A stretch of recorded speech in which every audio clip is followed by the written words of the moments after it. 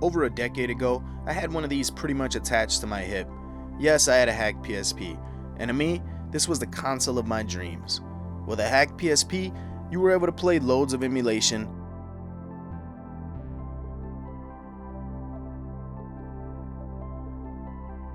tons of awesome homebrew,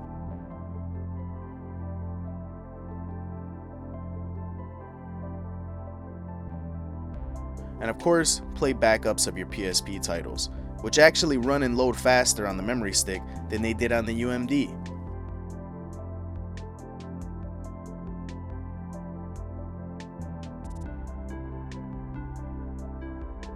UMDs were the format of media PSP games came on.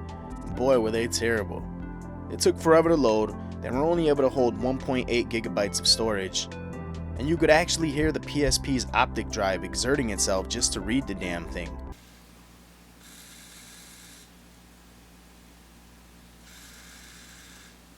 Hacking your PSP was actually doing it a favor, so it no longer had to torture itself playing these things.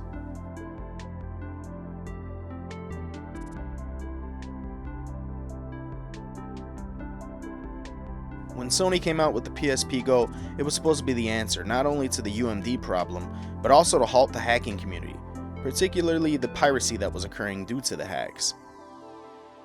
The Go had 16 gigabytes of internal storage, could connect to your TV, and could even be played using a DualShock 3 controller. It was an awesome upgrade. But in typical Sony fashion, they dropped the ball by allowing there to be no way to recover your already existing PSP library, and even changed the type of memory stick the console used.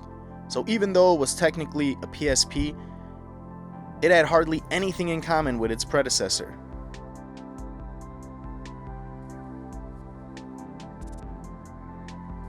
But eventually the PSP Go got hacked too, and all was right with the world. A hacked PSP offers so much in terms of versatility. It makes an already amazing handheld that much better. Hacked PSPs have recently increased in popularity again, due largely to the fact that the process is now extremely user-friendly.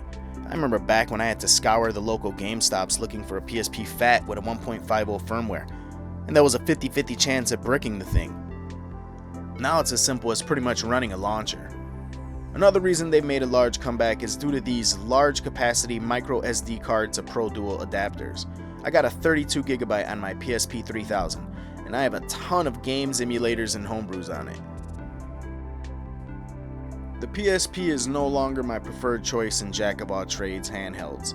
I mean, there's just so many options out there, from Android to Windows,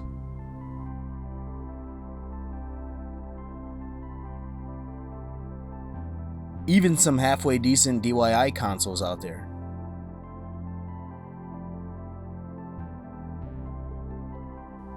Believe it or not, my actual current favorite handheld is to buy one of these low-cost Bluetooth controllers and install something like RetroArch on an old Android phone.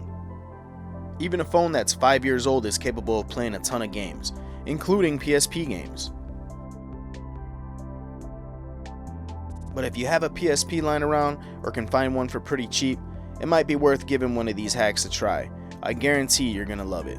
Until next time, this is Ness, signing out.